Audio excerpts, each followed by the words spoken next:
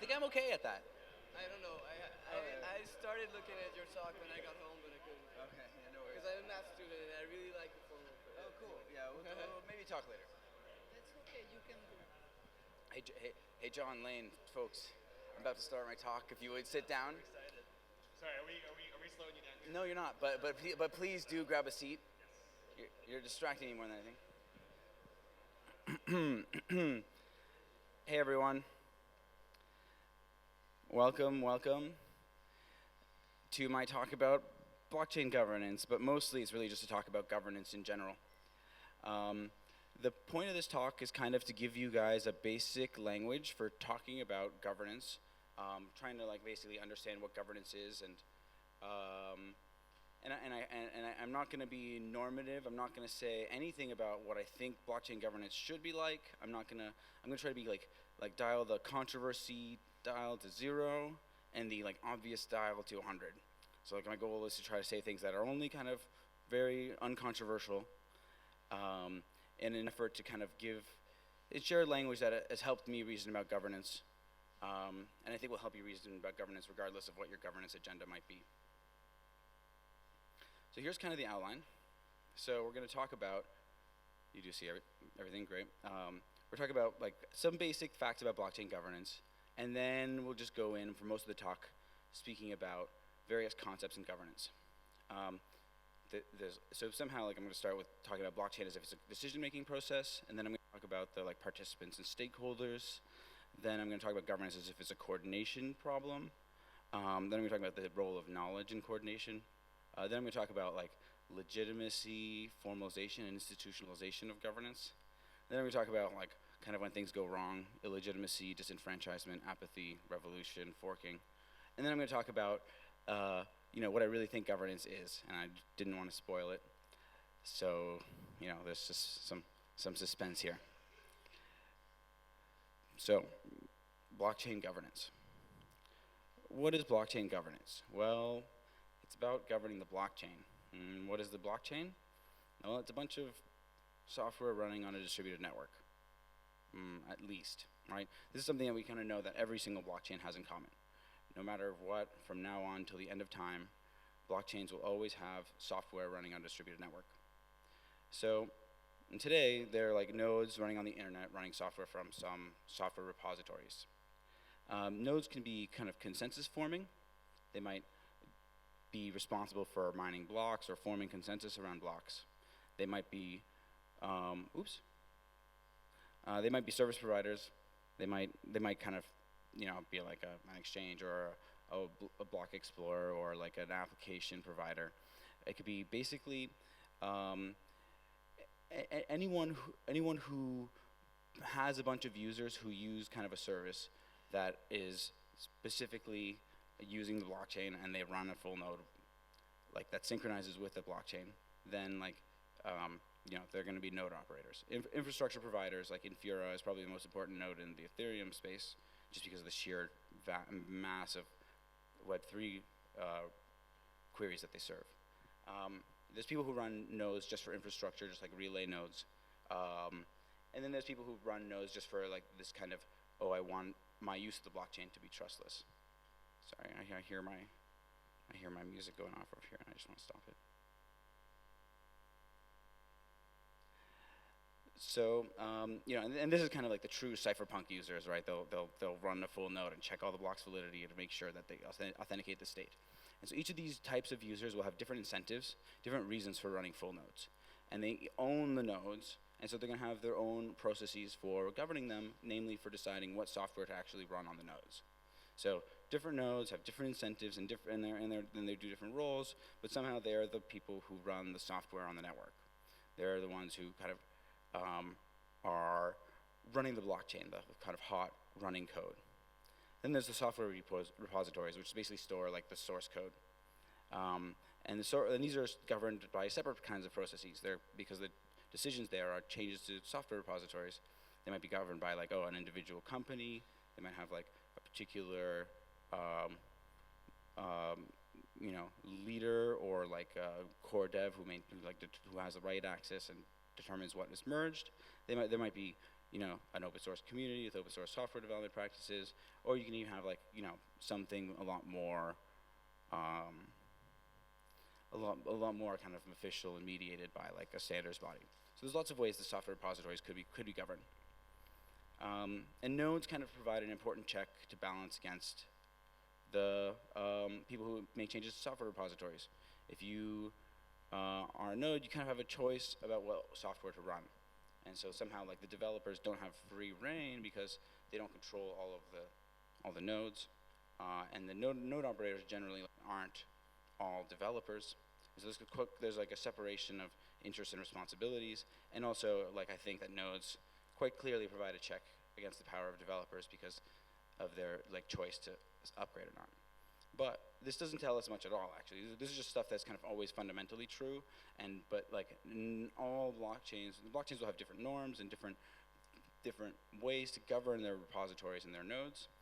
The relationship between the nodes and the repositories will be different between blockchains, and somehow we don't know yet. Like I haven't said anything. We don't really have enough language at this point, I'd say, to talk about like what is the kind of objective function. Like what are we aiming for in determining like how do we govern our nodes? How do we govern our software repositories? So this is kind of the end of the first section where I say like, oh look, the blockchain is something that can be governed, and there's different resources that need to be governed. At least two, right? There's at least nodes and there's at least software repositories. In practice, there's a lot more, but every blockchain will have these two in common. So now I'm going to talk about governance in general, and this is going to be like the kind of, I think, interesting portion of the talk.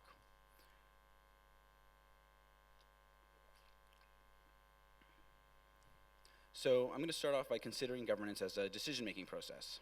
It's basically a process by which somehow decisions are made on that will affect something. We'll call it the governed. So like changes to a software repository, changes to what software is running on a node, each represent decisions that affect some resource, be it like the repository or that node. And I call the resource the governed, and like the governance process like makes decisions on it. So this is like a nice start. It's kind of similar to what people normally think of as governance in terms of like a governance model, which will output like decisions based on usually votes.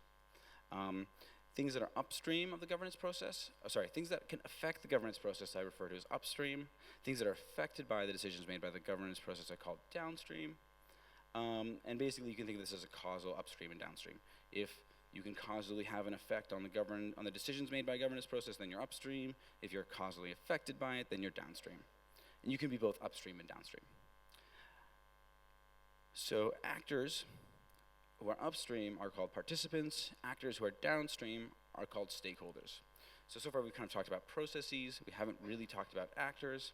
The idea somehow is that like, it might not be that easy to formally give a definition that distinguishes actors from processes, but actors we kind of ascribe with a much higher degree of ability to set goals and change goals and have intentions and have a kind of agency that we don't usually ascribe to processes. So I might talk about upstream processes, or I might talk about participants, which are upstream actors, and actors may play a part in different processes, but somehow the actors are assumed to have agency, maybe intentions and incentives, whereas processes are assumed to not have intentions or incentives, but just be kind of chugging along, doing like the execution of the rules.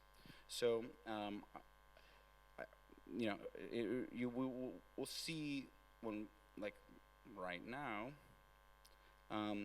why we kind of do this, right? Because we want to consider governance as a coordination game, and games are normally understood to be between actors, right? Between kind of players that have some sense of wanting to make a particular choice and having agency about reasoning about like other players and making decisions in like this kind of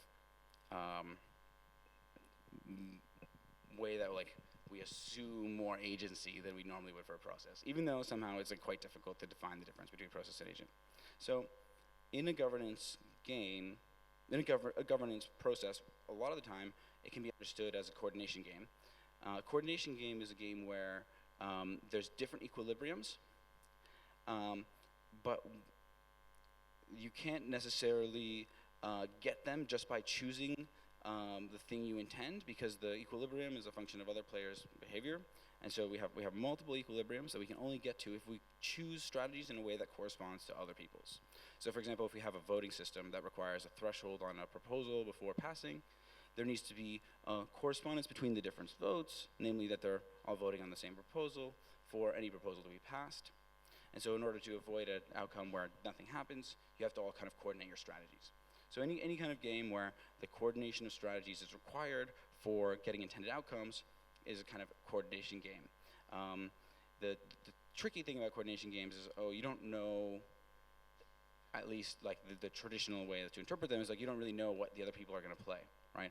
Are they going to go to the pub or the coffee house? Are we going to go shopping, or are we going to go see the boxing match?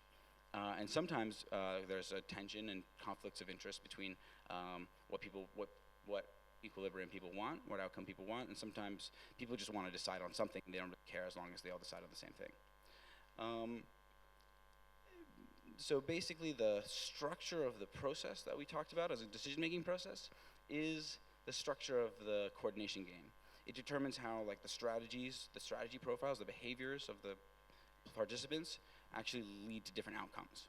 And so the governance process, like the decision-making process, is the structure of the coordination game when we consider governance to be a coordination problem. So the structure of the coordination games we just looked at is like a 2x2 matrix, which just like says like, oh look, there's like 4 outcomes, and we just like label them by the strategy profile. But in like a more complicated game, like a voting system, we're not going to actually enumerate all possible strategy profiles and say what the like payouts are. Instead, we have like the strategies lead to possible outcomes, and then people have like different payouts for different outcomes. And so the structure of the governance decision-making process structures the coordination game that the participants are involved in when they kind of try to make these decisions. Let me stop for questions. I wonder if anyone feels like I've said anything controversial yet. So first, governance is governance is a decision-making process.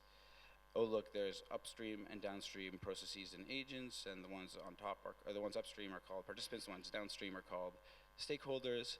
Participants participate in a coordination game that is structured by the decision-making process, right? I hope that's non-controversial. So the next kind of interesting thing to note is that coordination games are kind of hard because we don't really know what other people are doing, but we all need to choose the same, or we all need to kind of coordinate in order to produce outcomes. And so actually the coordination games are always structured by the information that the participants have about each other. They might have a whole bunch of different types of information that help them coordinate around outcomes. A focal point is something like, for example, oh, we met there in the past, or oh, this is like a more central location, and people will meet around focal points just kind of in lack of any other information, and these are often used to solve coordination problems. When there isn't a focal point, it can be much harder, and focal points can be quite useless. Expectations are kind of like, oh, look, I've seen people behave this way in the past, and so I kind of build up this anticipation that they're going to be there. And so like, oh, we always went to this bar, and so we'll show up that bar again to try to solve the coordination problem. A lot of the traditional coordination problems are kind of described by people trying to meet up at the same location. And there's common knowledge. Common knowledge is kind of a much more interesting thing. Common knowledge is a distributed state of knowledge that allows people to behave as something is a fact, as if something's a fact without like verifying with each other and acknowledging each other's states of knowledge. So it's like, not only do I think something and you think it, but we each know that we think it, and we each know that we each know that we think it, and in a way that we can each act like it's a fact. So when something is common knowledge, then it basically is something that it's almost as if like it's part of the rules of a game in like a traditional like normal form game, where you kind of just like everyone where everyone sees the rules of the game and everyone knows all of them, so they all take it as a given. So common knowledge is basically like a distributed state of knowledge where we don't have uncertainty about each other's states of knowledge. It's kind of, we all know that we know. And it's super useful, it turns out, in the formation of governance norms. So governance norm is a reinforceable expectation of a kind of behavior for participants. Basically, it's a norm is something where, like, if you don't follow it, you can be not necessarily penalized or reprimanded too much, but encouraged or corrected, or just someone can point out to you that you didn't fall in line with the norm without fear of their own reprimand. And so norms are safely reinforceable, and the way that this often happens is with the common knowledge that we all know that this is wrong, and therefore when I tell you that it's wrong, we're not going to have a conversation about, oh, is it really wrong? Because we all know that it's wrong, and so it's like easier to call it out. So norms are a kind of common knowledge that do in practice structure governance as coordination quite a lot, because people will coordinate around the norms. Like, for example, in Bitcoin, we have a strong norm against contentious hard forks.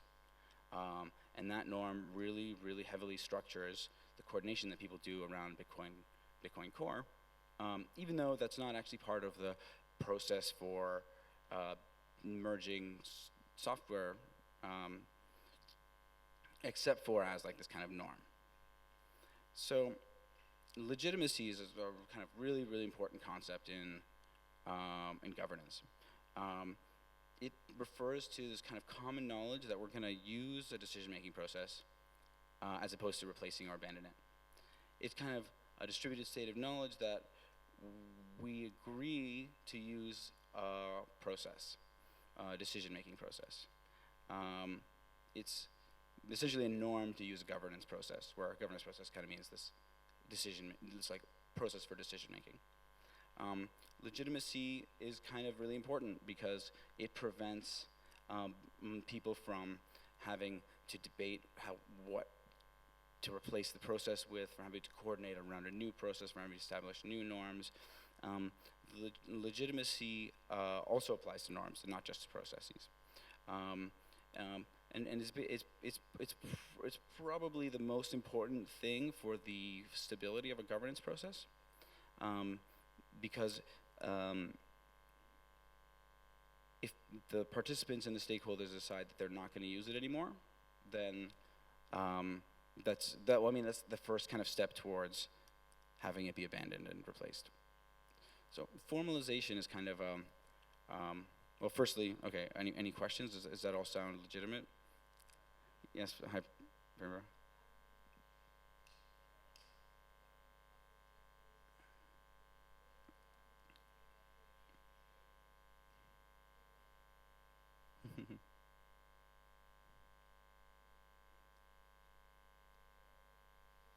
It's okay. I'll repeat your question. What about the governance process that is a norm because it is constantly being used, but it is actually imposed upon a particular community? Great. So actually, we're going to talk about the imposition of governance processes in a second. But sorry. So the question is like, oh, what if there's a governance process that like everyone agrees to use, but it was imposed on a particular community? And the answer is, well, if they do have the common knowledge that they're going to use it rather than replace it, then it has legitimacy. Legitimacy doesn't mean that it's good. It doesn't mean that we like it. It means that we all know that we agree to use it. In an ideal world where people only agree to use things that are good for them, which is far from the world we exist in, then I would say that, like, yes, legitimacy would entail consent. But I don't think that as a matter of fact, or as a matter of like, oh, getting utility out of my definitions, that legitimacy contains the approval of the kind of approval in the sense of an enthusiastic consent of the participants or the stakeholders. My favorite example of this is authoritarian regimes and things that are kind of blatantly unfair, although still people have a norm to use them. I think it actually is kind of common that a process will be established, it'll be get legitimacy because people think that it's good for them, and it'll retain legitimacy just because of that inertia, while the reality becomes apparent over time that actually it's not good for them, as perhaps the system degrades or gets captured. Things often are legitimate for much longer than they're actually fair or agreeable.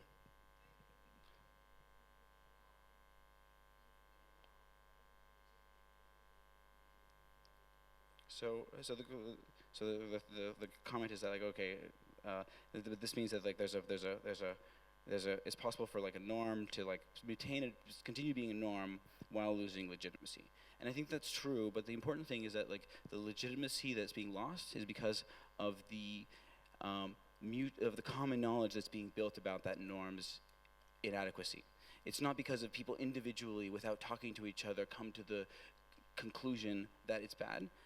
They actually have to form common knowledge for it to lose legitimacy. If everyone is just independently thinking it sucks, but all believes that everyone else thinks it's great, then it'll have legitimacy.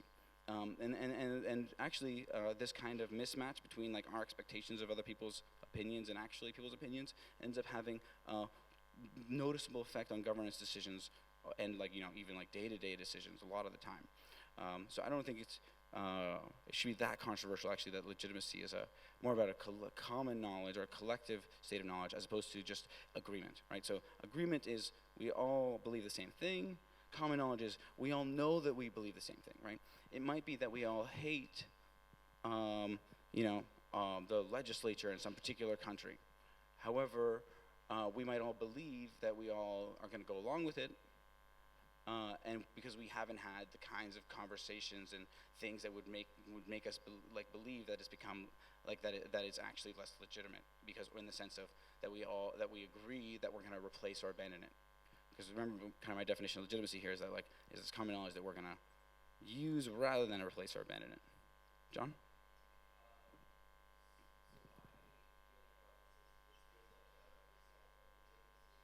Capture like the definition. I was wondering like if legitimacy, your definition doesn't capture it being true to the intent of the group.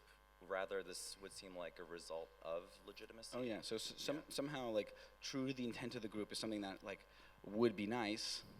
And often I think legitimacy is established through things like a compelling argument for why this is good for the group.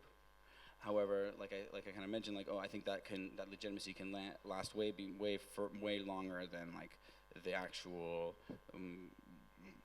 like viability of the arguments for why we should use this. I think that like it's easy to conflate the factors that lead to legitimacy arising with the legitimacy itself. So, for example, fairness might be something that leads to legitimacy, and people might think that like, legitimacy requires fairness, but I like prefer the way that these definitions are set up now, where somehow I can have an unfair system that is legitimate and a fair system that is legitimate, and when talking about building legitimacy, I'll rope in all the kinds of things you're thinking about in terms of making sure that it's kind of in line with what people want, so that they'll agree to it. And like be able to form common knowledge that they want it. But I think those things like are the means by which legitimacy is achieved. So I think like I'm not sure if we're really disagreeing about like the underlying reality. Just like what do we call legitimacy? Is it like is it like the charisma that led people to believe, or is it the like actual common knowledge that people have that they'll continue using it? So, are you satisfied?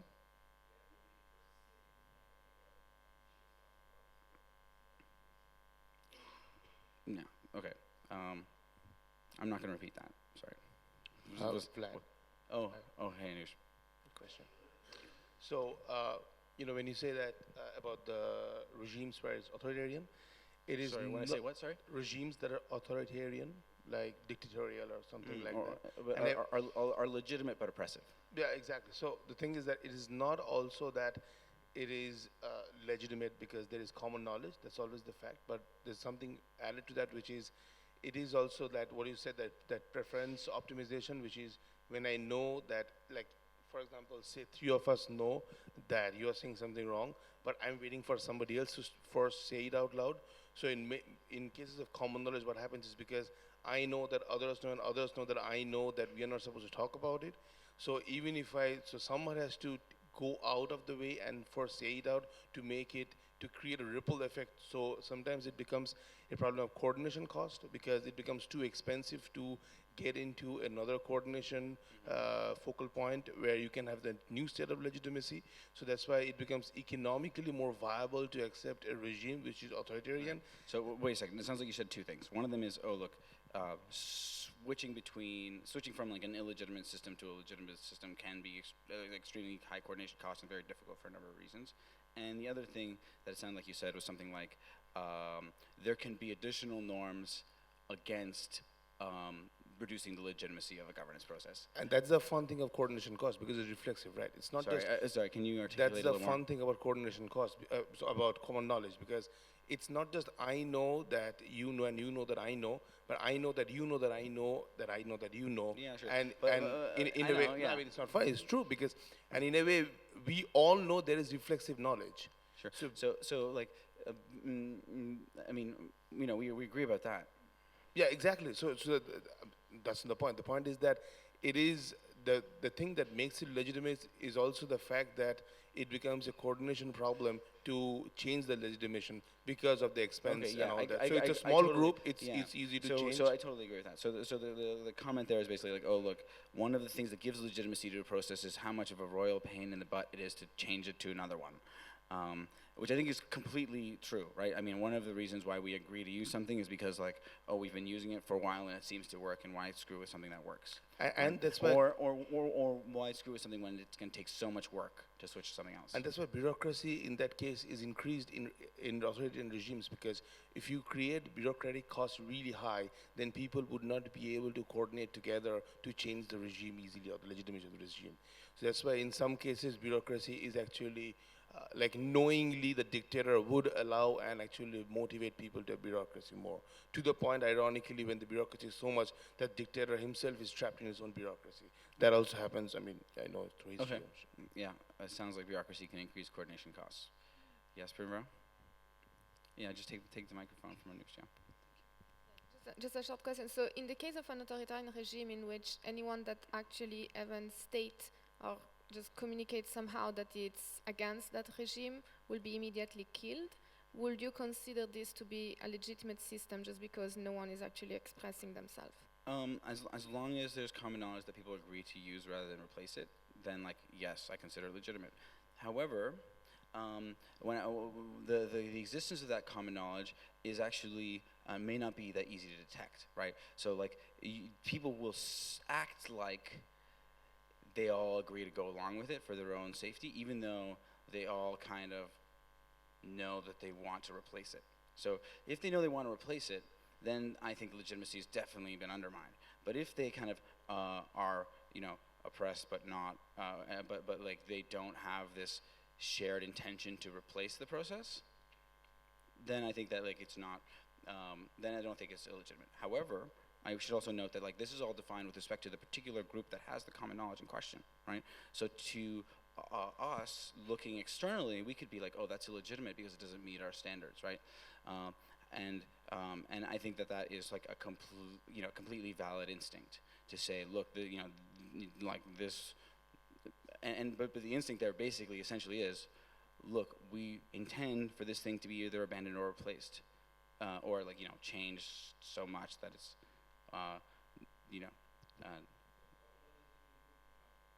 yeah, so but the group that we're talking about is maybe different, right? So like you talk about the common knowledge within the subjects, common knowledge within like the selectorate, common knowledge between from like the international community, is a very different kind of story.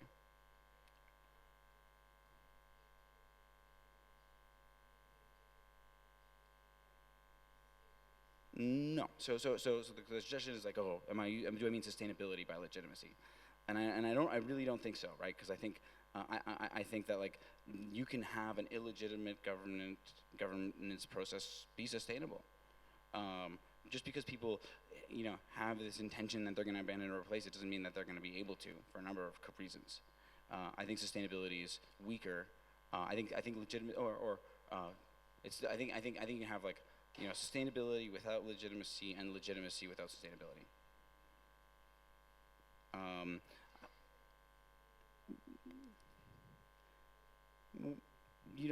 I don't think so. I don't think it is at all. And I think that actually this definition of legitimacy lines extremely well with a political science definition of legitimacy that you can just like find on Wikipedia. Where it's not sustainability, but they call it agreement to use to like be subject to or to use a particular governance process. Well, yeah, of course. And I think common knowledge is a better definition because agreement is kind of I think more like these are kind of heuristic. So somehow, like, I actually don't think this is that controversial. I think the reason why we feel so, sometimes people feel like, this can't quite be right, is because they refuse to acknowledge the legitimacy of a system that contradicts their principles, right? They have like this kind of, they don't agree that people should be subjects.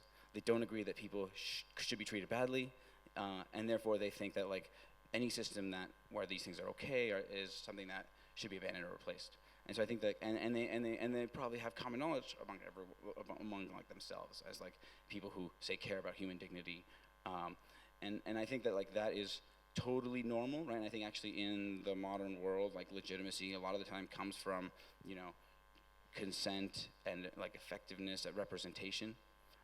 However, I don't want to put it in my definitions because I think that like it's kind of it's a much more complicated. It gets much more complicated, right? So far, this definition is very, very basic.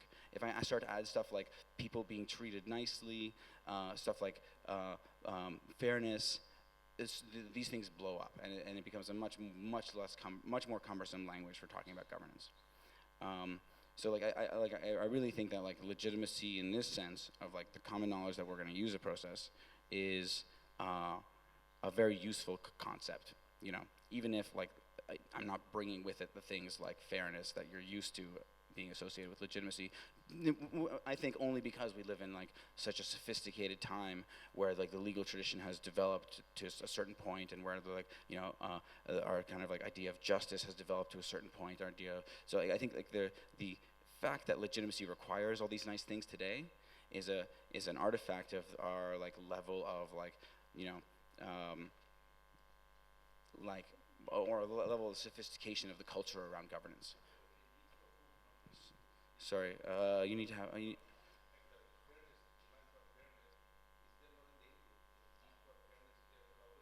So the need for fairness is. Okay, yeah, sure, but like when I say fairness, I meant like really like procedural fairness, in the sense of like a much more like question about like the law being applied equally to all people. And fairness is kind of like very difficult to define relative to like this kind of stuff also. So again, what I'm saying is like, look, legitimacy often comes with a bunch of stuff that you recognize as making things legitimate, but like the fundamental thing that legitimacy is the common knowledge that we agreed not to replace or abandon a process. I don't even. I'm not. It doesn't quite work with this definition of legitimacy. He's asking if it's a legitimate definition of legitimacy, but this definition is not a governance process. So, all right. Do you have any more objections? I'm happy to hear. No, not from you, Anuj. Not from you. What was that?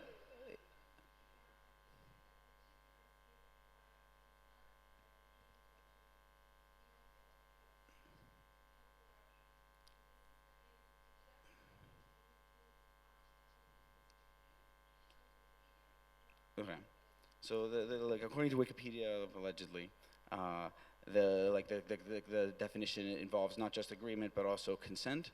And I would also like I still kind of believe that that sounds like incredibly modern, right? That's like an incredibly modern notion of at least modern in the sense of like more than like it's not like 10,000 years old. It's like less than 10,000 years old. So somehow like, but what I think like people needed to coordinate and have legitimacy around shared decision-making processes for much longer than we valued like and needed consent for that kind of agreement. And I think I think one of the main reasons why I'm like why I resist so strongly this idea of adding this definition is that the notion of consent is I think like like defined for a much more narrow scope of phenomena than the notion of common knowledge. And I'm trying to be kind of as abstract as possible with my definitions. And so if you require, like the more you require that your agents are able to express, the less kinds of coordination systems we can talk about legitimacy for. But I mean, at the end of the day, we can just make up new terms for different things. And so if this ends up being a problem for everyone, we can call this like something else. But I think that like it is still a very helpful definition. So can we move on? What do you think? Okay. So apathy is kind of when participants decide to like stop participating, usually because of the belief that, or like some kind of belief that like their participation isn't helping or isn't going to lead to the outcomes that they want. Disenfranchisement is when like participants are removed from their role in governance. So disenfranchisement, can happen without apathy, and apathy can happen without disenfranchisement. Illegitimacy is, on the other hand, oh, I did? Oh, I'm sorry. Well, let me finish this one, and then I'll go back to formalization. So illegitimacy is kind of the opposite of legitimacy, like a strong opposite, not just not legitimacy, but it's common knowledge that we agree to, or that we intend to abandon or replace a process. It's kind of like, oh, we know that we should replace it. We know that like this sucks, and we have like a distributed state of knowledge that the process is out of date, or for some reason needs to be either replaced or abandoned. Illegitimacy can cause certain types of problems for governance, because like participants may not agree to participate in an illegitimate process. Things downstream from the governance process might decide not to accept and kind of relay the decisions. So illegitimacy is kind of what happens when things lose legitimacy and then continue losing legitimacy kind of to the point where people actually want to like replace them. Any questions? Any issues?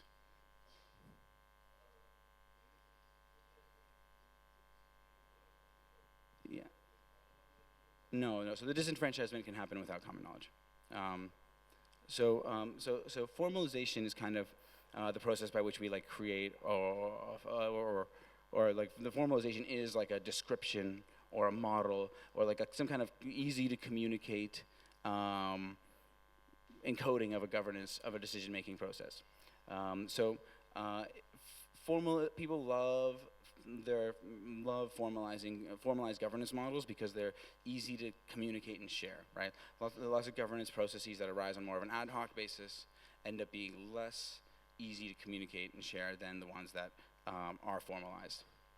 And the institutionalization of a process is kind of where when you take a formal model or like and you like by kind of deliberate choice, whether collective or more declarative, by like someone who has like a relevant like authority, or like the relevant ability to create a legitimate process or like something that people actually will actually agree to use.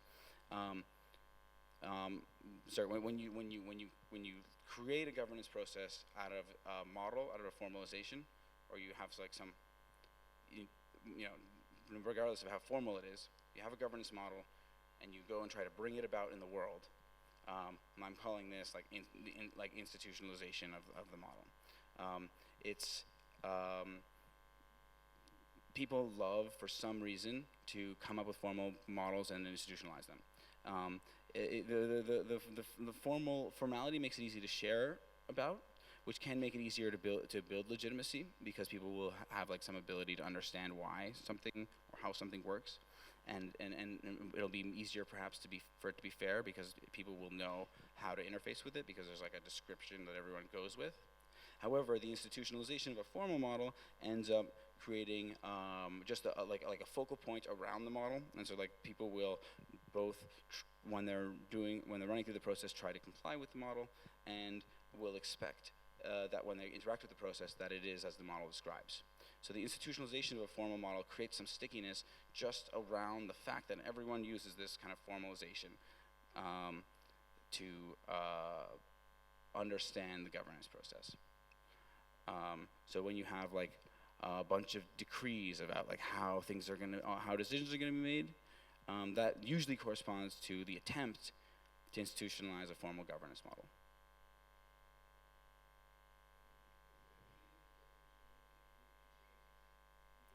Sorry, what definition are you asking about? You're asking about the legitimacy definition again. Illegitimacy definition, okay.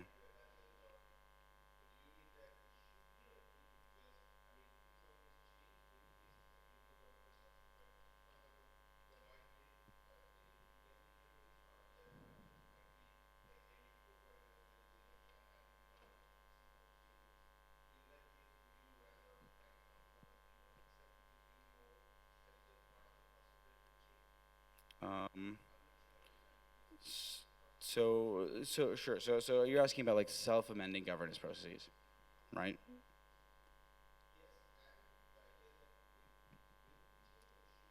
You know, it just has to do with the kind of the way I think about it is in terms of intention, right? Like we intend to change it or not. Now, whether it will or not, or how exactly, I think is like not really the main issue. Although like you know we can get into pedantic conversations about like whether changing a process by like a means that is allowed in the process corresponds to the like illegitimacy of the piece of that process that gets rectified, or the whole process was legitimate because we didn't replace it. And I think that like I think that we can split those hairs or not, and it's not really, I don't think it's going to be like but I still think we can talk about like the illegitimacy of the parts of the process that we want to change.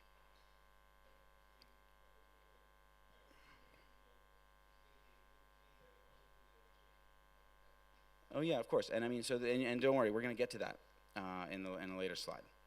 I mean, and this is, I mean, partly one of the main thing about illegitimacy is that it leads to behaviors associated with the attempt to abandon or replace a governance process. There's revolution. Revolution basically represents the idea that we're going to replace a decision-making process with another one that makes decisions on the same resource.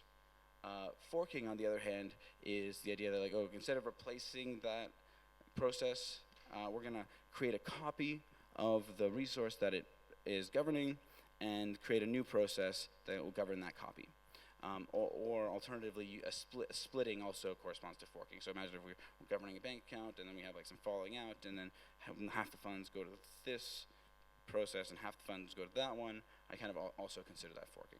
So forking basically corresponds to either like a clean splitting or copying of the thing that's being governed, and the establishment of a new governance process on the forked resource or the kind of copied resource, as opposed to revolution, which is about replacing a governance process and having the new one make decisions on the same resources that the original one kind of was responsible for governing.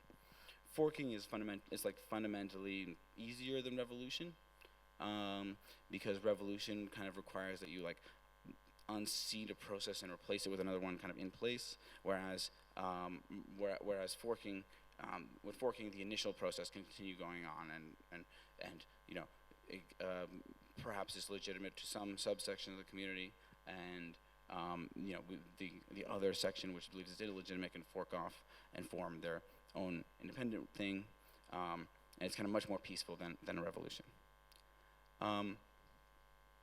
So we're getting to the kind of the end of the talk, and so I'm about to drop like what I think is, I mean, so this is like my current best definition of governance, and it kind of relates to some of the questions the news was just asking.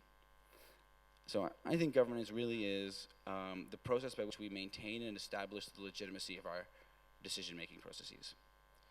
So it's not actually the decision-making processes themselves. It's not the actual model that we use for like counting the votes or whatever that like leads to the trigger being pulled. It's the process by which we like establish and maintain the legitimacy of those decision-making processes. It's the way that we come to agree on a process, the way that we deal with when that process becomes less legitimate. How do we make like the way we make the process by which we maintain the legitimacy of our systems, which may involve things like amendments, things like making changes to them, but while still kind of keeping them in place and like not rather than you know, the replacement and abandonment option, where kind of instead of maintaining the legitimacy, we kind of either fail to maintain the legitimacy or decide to abandon a process because it's become illegitimate and it's not maintainable. And there's a reason why we maintain and establish the legitimacy of governance processes. I mean, firstly, like if you don't establish the legitimacy of a process when you try to then, or if somehow, let me rephrase that. If governance process doesn't have legitimacy, then people won't really believe that other people will participate in it, and people won't really believe that other people will respect the decisions that it makes downstream. If a governance process has established legitimacy, then they will kind of have that expectation that people will use it, and so participants are much more likely to participate, and stakeholders and downstream processes are much more likely to accept the decisions made. So like the maintaining of the legitimacy stops you from having to do all of this work of replacing the process with something else. Maintaining the legitimacy of governance involves stuff like, for example, you know, the consent of the participants and the stakeholders, at least in a system where we do have like you know, some degree of independence and like dignity and kind of a right to be kind of to like have our intentions matter or our consent matter.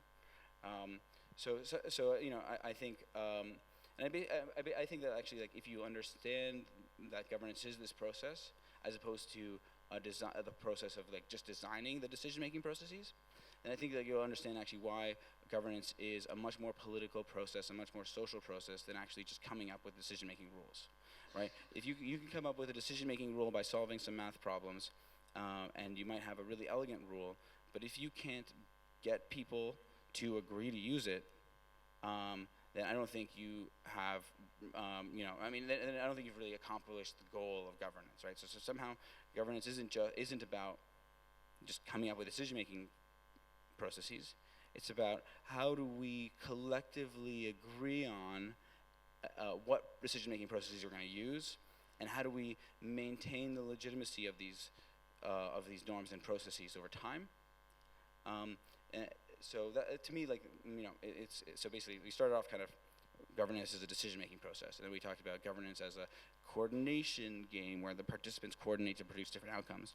And now we're saying, oh look, actually, the real game here is the participants and the stakeholders establishing and maintaining the legitimacy of these governance processes that they later coordinate around. So I see some questions, but I just have like one more slide, so I'm just gonna go through it. So, you know, kind of let's act like it, right? You know, to act like governance is a process for establishing and maintaining legitimacy means stuff like, for example, don't try to unilaterally declare what the governance model will be, right? Even if you think you come up with the best model ever, if you just announce that this is gonna be the governance model, like probably that's not the kind of public debate that will create legitimacy. If you, there's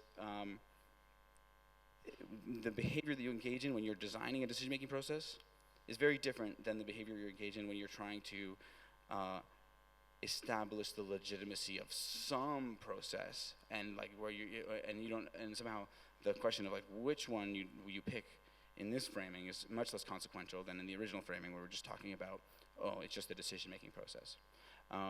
Because a lot of the time, for example, more complicated decision-making process will be harder to establish legitimacy around. And that is something that is really a function of like people's ability to agree to stuff more than the properties of decision-making processes. So thanks a lot, really appreciate it, and I'll do Q&A for the rest of the time.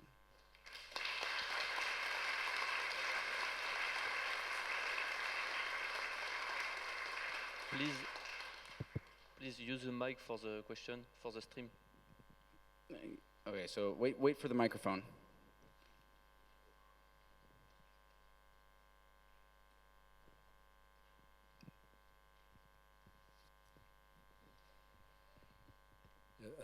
Thanks, Vlad. If I had been asked just before this talk to give a quick definition of governance, I would have said it's just a mechanical set of rules over the, ruling over the decision-making processes for coordinating organizations or distributed systems. So if you go back to 2 slides before, your definition of governance, which I find very interesting, I would have said, oh, it's just a great definition of politics. And, but after thinking it over, I think, my sense is that it's an enriched version of a definition of governance, and it's a restricted version of a definition of politics. I find it very interesting, but, just a bit like when you were describing legitimacy, I felt that, and I agree with, I can understand that approach. You sort of cut off the ethical side of it and just said, if I understood correctly, legitimacy is really for me the fact that, it's common knowledge that we expect the current rules to, to continue. For me, this definition is governance is sort of enriched, so you're going a bit the other way around. But anyway, one question I had also was with respect to metrics of legitimacy or or the converse of illegitimacy, because what I find interesting is just intuitive, but in the way that the governance rules and evolve over a complex distributed system, whether it's a nation, a community, or so forth, is that I think the metrics of legitimacy matter. Like I've never seen any model where you sort of you take into account the fact that the way we behave, like in an organization, like if you think your boss is going to be replaced, if you think with 100% probability that it is going to be replaced, you don't behave the same as if you think that it's going to be around for like 2 years or like forever. So introducing some metric of whether it's through probability or of legitimacy in the system. Have you done that, or have you seen anything around that idea? Well, firstly, great comments, thank you. I think I personally never thought too much about measuring legitimacy. I have made a Twitter poll once where I asked people if the EAPS process was legitimate, and it turns out that I think it was like 70-30 yes or something like that. But I think like measuring legitimacy and providing measures of legitimacy actually can either improve or degrade the legitimacy of the system, because they create a kind of common knowledge about people's state, at least if you share the statistics around, or publish them in a public place. And so I think it is interesting, although not as simple, not necessarily well advised if you're trying to establish legitimacy of a process, right? If you just create a new process, you probably don't want to ask people if it's legitimate right away, because if they all say no, then they might just believe that it's not going to be legitimate ever because they once just all saw each other say no. So it's, I guess, I think that it's interesting, but also and also actually may play into the process itself. Okay, so thank you very much. I think that your talk bring a lot of questioning, and I wonder if those questioning would not be less, I would say, long if you just restrict the title of your talk on governance on a community of people who wants to be part of a community. Because, of course, when you're talking about legitimacy of authoritarian regimes, and if you map that to political worlds, I mean, you have no choice. If you're born in a country Of course, you have to accept if you want to go out of the country, you have to accept what's going on. So isn't it more for the governance of community, like the crypto community?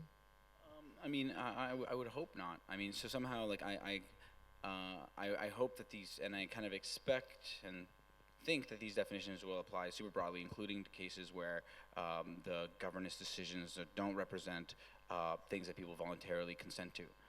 I think that like these things like apply also in the area of political science. However, I imagine that in political science, a lot of things there's probably like the emphasis and considerations are probably more applied, whereas I'm trying to be as abstract as possible. And I think it's partly just like my own style that I always try to be as abstract as possible. But like, you know, that also makes me feel like, oh, if I can't cover every piece of governance, then I'm not. Then somehow like, oh, I haven't really gone a great extraction. But however, like, oh, tactically, like, oh, I think you might be right, because like I don't want to have to say that authoritarian governance can be legitimate, just because hypothetically, like, you could have a common state of knowledge that we will go along with the authoritarian, and so, you know, I guess it's a struggle, and I'm gonna keep having it. Yeah, I think it's a great definition of governance. How do you, I think it's critical to handle focal points when it comes to taking decisions on a governance model. So do you have any, some sort of best practices to handle those focal points? Yeah, sure. So actually, my point of view on focal points, I'm gonna be a little bit normative, even though I said I wouldn't. I guess that was just for the duration of the talk. I think like focal points and defaults are actually really bad, and we should avoid them and get rid of them. I think like the default to do nothing, the default to go with an upgrade, will mean that node operators and developers will have you know, less of a requirement for action, and less of the necessity to participate in the governance process. So like which means that they have become they risk becoming slowly disenfranchised by norms.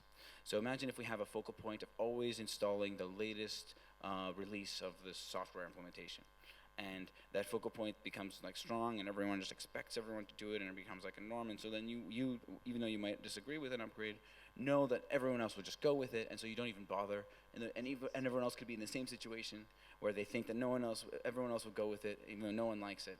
But if you didn't have a focal point of following, and if at every time there was a patch, you know, you had to like manually say that you wanted it, and there wasn't a focal point, then there would be kind of a forced, more arduous discussion, which I think provides a nice check and balance. So like to me, actually, I think defaults in governance are incredibly dangerous, and I would hope that we can remove them. But that is a controversial opinion.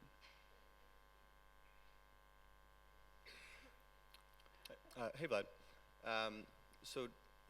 Sorry, over here. No, thank you. So you've made a choice in kind of in this description to use you know, pre-existing terminology to set out maybe some more abstract versions of those.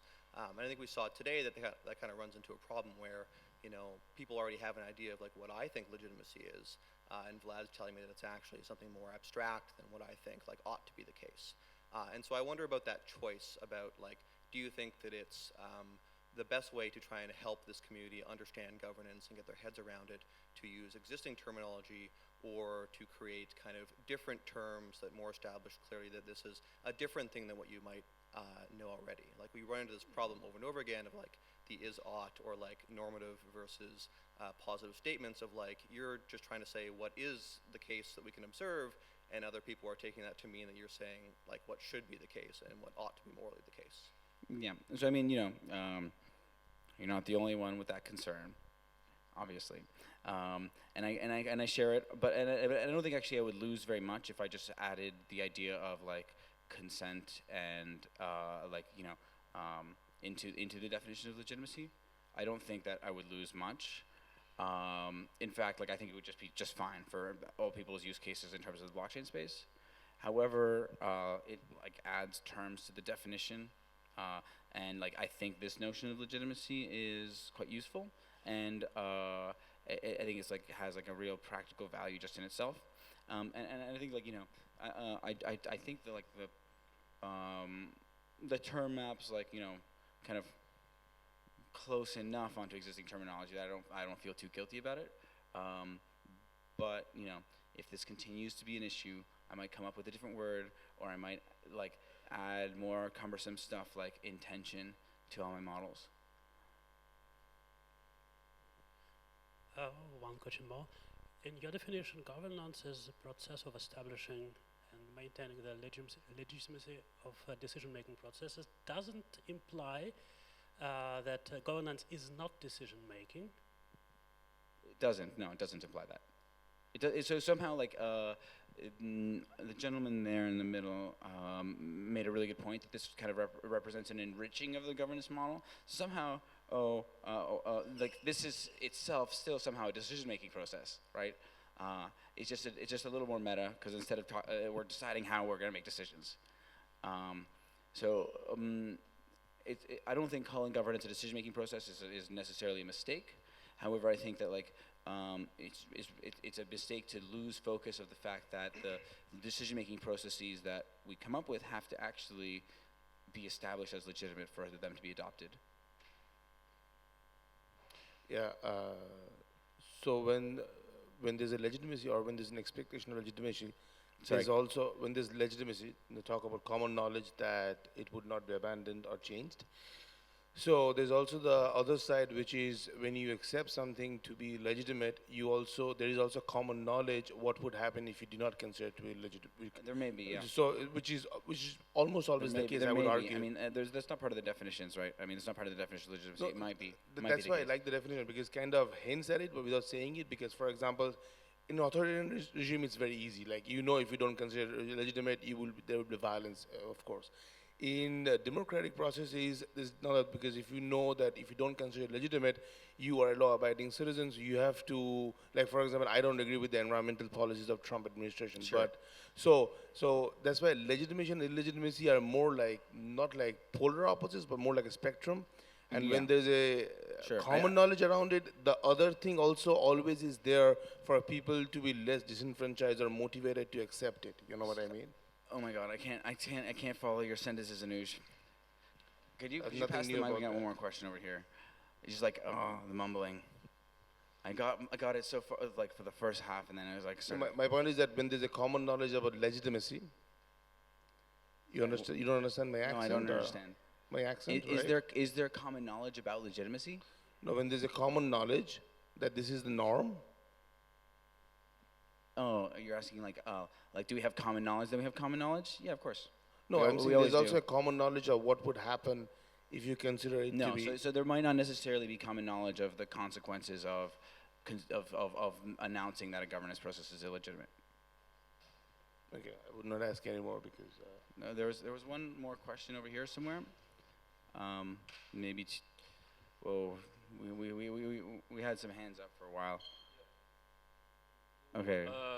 I had a question, I guess. Do you think that the price of Bitcoin or Ethereum is an accurate reflection of the legitimacy of them at that particular time?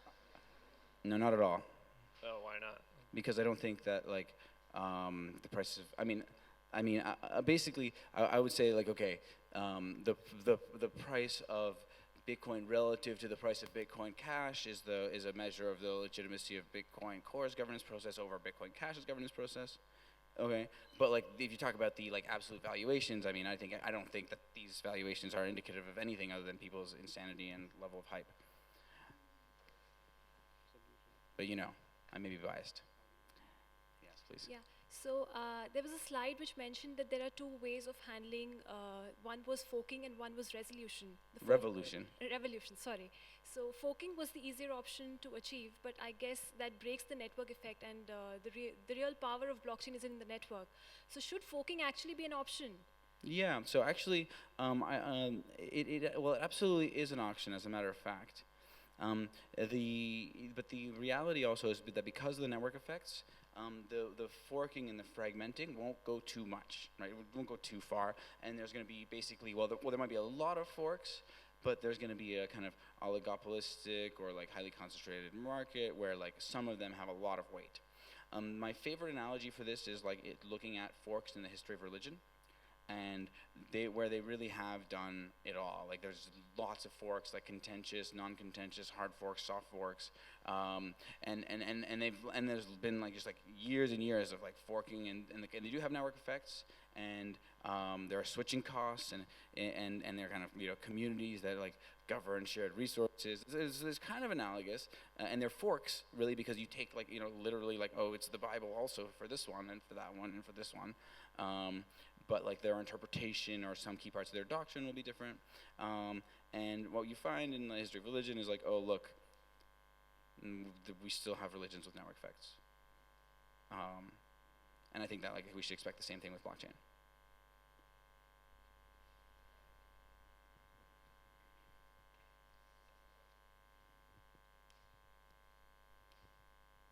Hi. So first off, thanks. That was really interesting. So according to this definition of governance, it seems that like a valid path to governance is to suppress the knowledge of disagreement in the process, thus by preventing common knowledge in the like lack of faith in the process from developing. Is that correct? I mean, people do it all the time. Yeah, I mean, it's not only like expected but visible, right? I mean, somehow like people are a lot of the time engaged in this game of who finds out when, and they kind of try to like architect like kind of roll things out in a way that like everyone has kind of agreement at every step, and by the time the people who would disagree would find out, there's already such a large group agreeing that they're kind of forced to go over. So I think not only is it like to be I think it's to be expected. But I also don't think it's to be encouraged, right? I think it's actually kind of manipulative and strategic, as opposed to open and transparent. And I think that if you can achieve consensus in using only public debate, then that would be actually, well, I mean, I think you'd achieve more legitimacy than if you did this kind of process of like escalating agreement between like a kind of set that's like kind of private until it's big enough to win. So thanks for the talk. I really enjoy discussing abstract ideas and definitions, but as we can see, it brings lots of discussion. My question here is that it's good to discuss what we're going to discuss, like the definitions of what we're going to do in the future, but then where's this balance of going into understanding what we're doing, but also actually designing the governance process, and where's this time to stop and say, okay, this is what we need to do? I mean, that's a great question. It's hard for me to say exactly like how we're going to be able to agree on governance processes. It's probably not going to be easy. I continue my question. I'm trying to apply this definition to Ethereum network, and who is the governance body in Ethereum network? Is a miner? Are the miners a governance body? Are the developers So miners govern their mining hardware. And everybody that every player in Ethereum network that I see, if I support their governance, I see that they make decision as well. That I am in troubles to apply this definition to separate government body from making decision process. Yeah, so somehow there's no definition here about the actual effectiveness of the governance process, or the like it's actually like ability to make good decisions, or like its alignment with our philosophy, or it's like somehow all of this is too vague to tell us about like like how will we be sure that they make good decisions. Although often I find governance processes also can't really be that convincing. It's more really the culture and the norms that support them that end up guaranteeing that good decisions are made. have you thought about incentivizing the whole governance process for, I mean, it can be any process eventually, but the process of incentivizing it? Well, I mean, I have thought about incentivizing stuff a lot, and it's very hard, especially when you don't know precisely what behavior you want from your parties. And in this case, like just looking, it's gonna be hard for like just abstractly to tell, you know, what are the kinds of decisions that we want. So I would say that like no, or research there is like early stage, or it's like or it's like just something that I think that I'm not too optimistic about.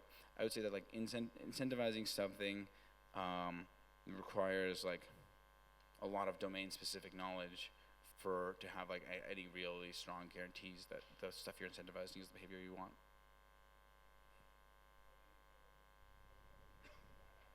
How do I handle bad acts? I mean, you need to be able to identify what bad acts are, right?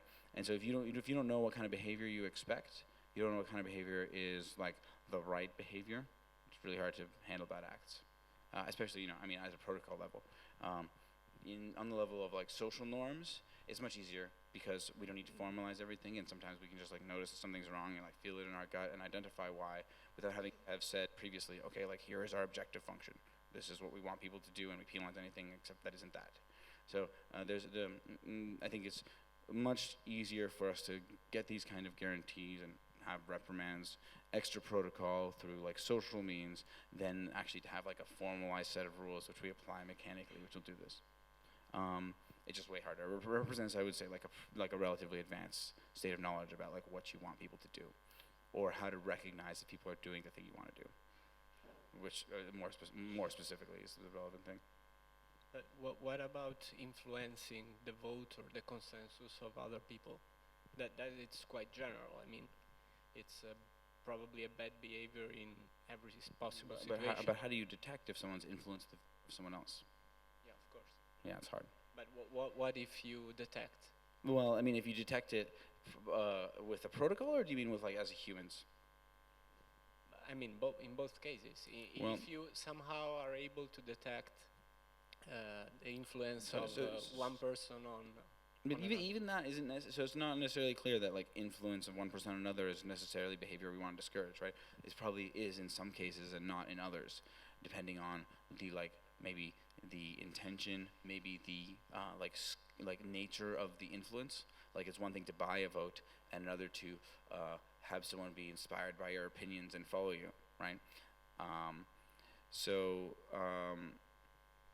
It's really not easy. It's really not easy to incentivize these things. All right, one more from Primavera, or do you think she's might as well end on a note about how bad my definitions are. I just wanted to ask a meta question, because if the governance is the process of establishing and maintaining the legitimacy of decision-making processes, then how do you actually establish the legitimacy of governance in that level? I mean, that's a great question. That's a great answer. Well, and I mean, I think the answer, I think somehow like actually, if I do allow the idea of like intention in my models, then I think I can provide somewhat of an answer, which is like, oh, if we come up with something that serves all of our intentions, then and we can come to common knowledge on that fact, then I think it could be, we could all be happy with it just on an individual basis if it goes through. And therefore, even though we don't have a collective process for agreeing on the legitimacy, because basically our incentives allow it, we can independently make the choices that can bring about this this legitimacy. So what I'm trying to point out though is that if there is an illegitimate process by which I'm establishing and maintaining the legitimacy of a decision-making process, do you actually consider that the outcome of this governance process, even if illegitimate itself, will actually lead to a decision-making process that can be considered to be legitimate? Well, trivially yes, in the sense that the definitions allow it. So like, it's totally possible for an illegitimate process to create a legitimate one. There's no contradiction there. although it seems weird. The question of what it takes to like, so imagine you can always keep going meta on this question, right? And so like at some point you're gonna bottom out to somewhere where you don't have a process, and there I think is like where it kind of is interesting.